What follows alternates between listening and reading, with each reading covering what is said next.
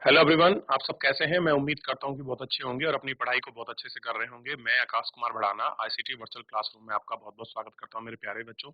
जैसा आपको पता है कि हमारी 12th क्लास है और 12th क्लास में बेसिकली हम लोग देख रहे हैं आपके इकोनॉमिक्स का आपका मॉडल पेपर। तो मेरे प्यारे बच्चों, हम चलते हैं सीधा डिजिटल बोर्ड की तरफ।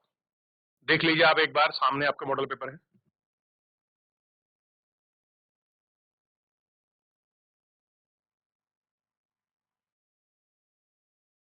क्लियर है बच्चों?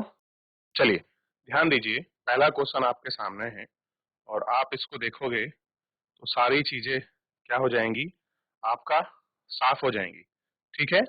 और आप इसको अगर गौर करके देखते हैं तो हर एक चीज को आप इसमें देखेंगे कि समष्टि अर्थशास्त्र में संपूर्ण जो जो आपका समग्र आपूर्ति है उससे क्या अभिप्राय है और इन समग्र अभिप्राय का क्या अर्थ है, और इसी को हम लोग आपका बहुत अच्छे से देख सकते हैं। क्लियर है? ठीक, आप इसको देख लेंगे तो सारी चीजें साफ हो जाएंगी। समष्टि अर्थशास्त्र में समग्र आपूर्ति का अभिप्राय क्या है और क्या इसका मीनिंग है, आप इसको देख लेंगे तो सारी चीजें क्या हो जाएंगी, बिल्कुल क्लियर रूप से आपका अच्छी हो जाएंगी।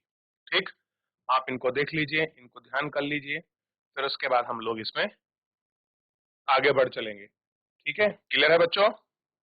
चलिए अगला देखिए, सीमांत उपभोग प्रवृत्ति की परिभाषा। कि आप सीमांत उपभोग प्रवृत्ति आप किसको मानते हैं और क्या है सीमांत उपभोग परिवर्ती की इसमें चीजें, जैसे उपभोग में परिवर्तन तथा आय में परिवर्तन के अनुपात को सीमांत उपभोग परिवर्तन कहा जाता है। आप देखिए, किसी का उपभोग में अगर आपको चेंजेस ले आते हैं, वो चेंजेस के परिवर्तन को सीमांत उपभोग परिवर्ती का जो नियम है वो कहा जाता है। ठीक, क्या है वो उसका नियम है, वही नियम इसका कहा जाता है। तो सारी चीजें आपको बेहद स्पष्ट रूप से साफ होनी चाहिए कि क्या है चीजें, किस तरह से हैं। ठीक, और आप इनको गौर करके एक एक करके आप इनको देख सकते हैं। ठीक है ना? इसीलिए जो भी चीजें आप देखते हैं आप उन पर बहुत अच्छे से अपनी नजर रखिए और एक एक करके आप उनको समझने का प्रयास कीजिए कि किस प्रकार से क्या चीजें हैं और कैसे उपभोग प्रवृत्ति है जो उपभोक्ताओं को इष्टतम संतुष्टि को हमको वो आपका दिखाती है। क्लियर है? तो ये सारी चीजें हैं, अगर आप इनको गौर करके पढ़ोगे तो ये हर एक चीज आपको बिल्कुल बहुत अच्छे रूप में क्या हो जाएंगी, साफ हो जाएंगी और आप इनको अच्छे से समझ भी पाओगे, आप इनको अच्छे से पढ़ भी पाओगे। क्लियर है? तो यहाँ तक किसी कोई डाउट, कोई क्वेरी नहीं? पूर्ण रोजगार का अर्थ क्या है? अगर मैं आपसे पूछूं कि आप किसको पूर्ण रोजगार कहो, क्या मीनिंग है पूर्ण रोजगार का, तो पूर्ण रोजगार का अभिप्राय क्या है? अगर आप देखोगे तो पूर्ण रोज का अभिप्राय में इससे अभिप्राय है कि अर्थव्यवस्था की ऐसी स्थिति से जिसमें प्रत्येक व्यक्ति जो योग्य है तथा प्रचलित मौद्रिक मजदूरी की दर पर काम करने को तैयार है, उसको हम क्या कहते हैं, आपका ध्यान देना है मेरे प्यारे बच्चों, उसको क्या कह देंगे हम लोग आपका, है बच्चों, पूर्ण रोजगार। यानी कि जिसे वर्ष में एक प्रचलित मजदूरी के दर पर जो काम मिलता है, हम उसको क्या कहेंगे कि इस व्यक्ति को रोजगार है। अगर किसी व्यक्ति को वर्ष में 180 दिन से ऊपर रोजगार मिल जाता है तो वो पूर्ण रोजगार की श्रेणी के अंतर्गत आ जाता है। क्लियर है? चाहता है वो आपका पूर्ण रोजगार की श्रेणी के अंतर्गत आ जाता है। ठीक है ना? ये मैंने आपको बता दिया, देख लिया। चलिए आगे बढ़ते हैं। देखिए अगला है नकदी, आरक्षित नकदी प्रवाह, यानी कि कैश रिजर्व रेशो, आरक्षित नकदी निधि क्या होती है। ये मैंने आपको CRR, SLR, RR, reverse repo rate, bank rate, clear है, ये सारी चीजें मैंने आपको बहुत अच्छे से पढ़ाई थी। बैंक रेट क्या होती है, कैसे कोई बैंक आपका लोन देती है, क्या उसकी कंडीशन है, इन सभी चीजों को मैं आपको बहुत अच्छे से गौर कराकर एक एक बच्चे को बहुत अच्छे से पढ़ा चुका हूँ। क्लियर है? और ये चीज आपको पता भी होनी चाहिए। ठीक, देख लिया था इतना? तो देखिए सीआरआर क्या है, आरक्षित नकदी वह क्या है, निधि वाणिज्य बैंकों को जमाओं को अनुपात है जो उन्हें केंद्रीय बैंक के पास रखना पड़ता है, यानी कि CRR क्या है? जितनी भी कमर्शियल बैंकें हैं उनको कुछ नगद रूप में जो हमारी केंद्रीय बैंक है यानी कि RBI के पास, भारतीय रिजर्व बैंक ऑफ इंडिया के पास, ये चीज कुछ आपको रखनी पड़ती है। ठीक, देख लिया। आगे देखिए, रेपो दर काफी रेपो दर की परिभाषा कीजिए। केंद्रीय बैंक जिस ब्याज दर पर बैंकों को अल्पकालीन ऋण देती है उसको रेपो रेट कहते हैं। क्या कहते हैं उसको? Repo rate. ठीक, देख लिया। चलिए आगे बढ़ जाएं। अगला है सीमांत उपभोग प्रवृत्ति का मूल्य एक से अधिक नहीं हो सकता। क्यों नहीं हो सकता? देखिए इसमें देख लिया, तो आय में परिवर्तन से अधिक नहीं हो सकता। तो ऐसे ही वन लाइनर क्वेश्चन आपको मिलेंगे जिनको आपको ध्यान रखना है। अब देखिए, सम विच्छेद बिंदु या समानता बिंदु या समांतर बिंदु किसे कहते हैं? आइए इस पर हम लोग बात करते हैं।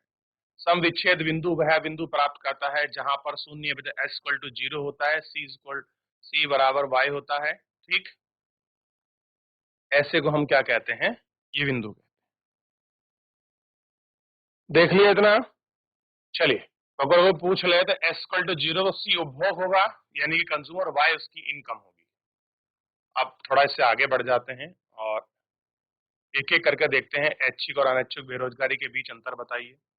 ऐच्छिक और अनैच्छिक जो बेरोजगारी के बीच अंतर की बात करें, ऐच्छिक बेरोजगारी यह बेरोजगारी का वह रूप है जिसमें योग्य व्यक्ति मजदूरी की प्रचलित दर पर रोजगार या कार्य उपलब्ध होने के बावजूद काम करने को तैयार नहीं।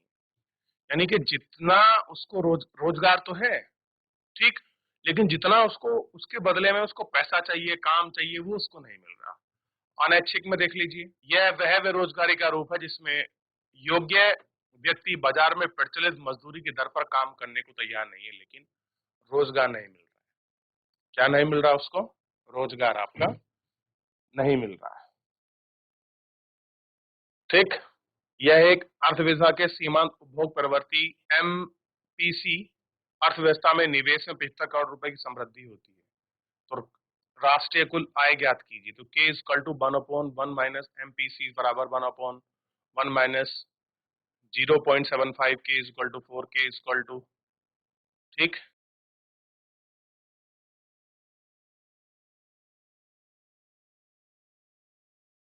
ये पूरा इसका सर्कुलर है।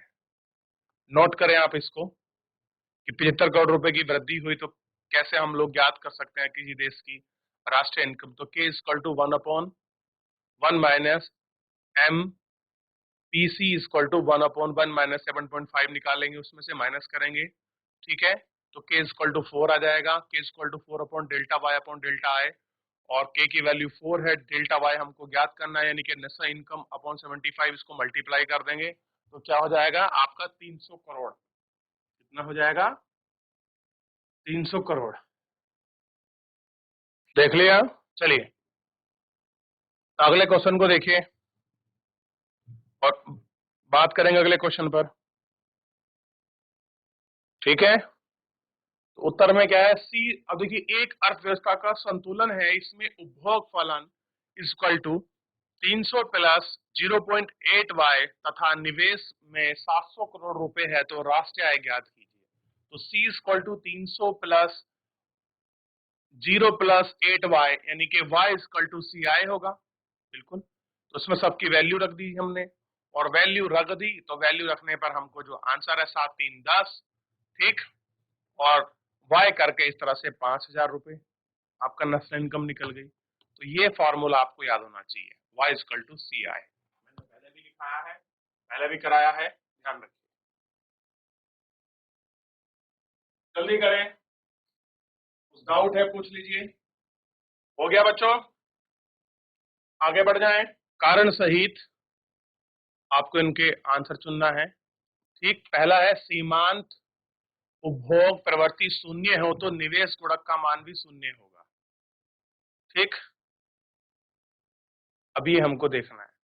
तो उत्तर है अगर C equal to MC equal to 0.4 का एक निवेश का गुणक होगा। ये देखिए, ये इसका आंसर है, ये इसका क्वेश्चन है, पहले इसको नोट करिए फिर आगे बढ़ेंगे।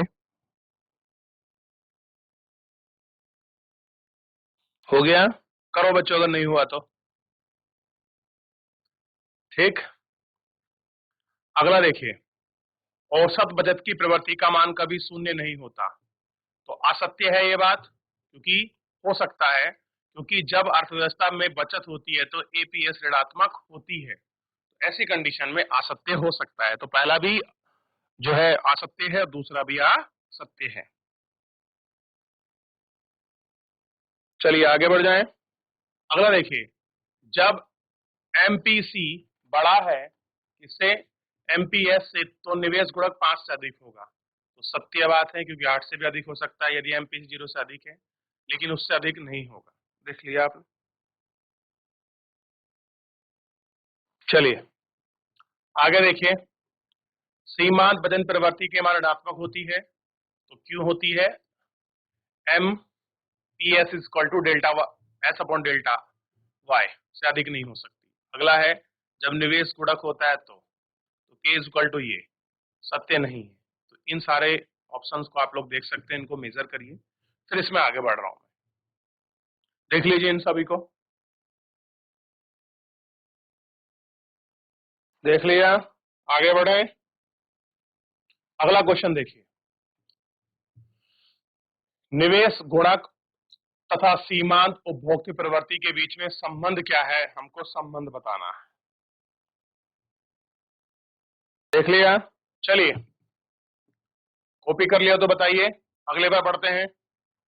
चलिए अगला क्वेश्चन देखिए, एक अर्थव्यवस्था की बचत वक्र 30 करोड़ का ऋणात्मक तथा अंतः खंड बनता है, इसके अतिरिक्त 30% भाग बचता है, तो बचत उपभोग फलन को ज्ञात कीजिए। क्या करना है? बचत उपभोग फलन जो है आपको ज्ञात करना है। देख लिया? आगे बढ़ जाएं, ये लास्ट करिए।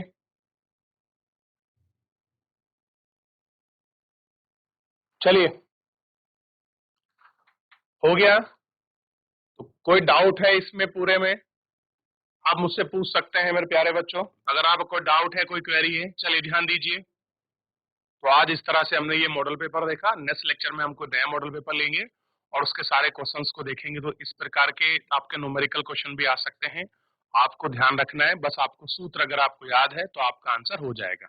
तो मेरे प्यारे बच्चों, फिलहाल आज के लिए इतना ही, मिलते हैं नेक्स्ट लेक्चर में। धन्यवाद।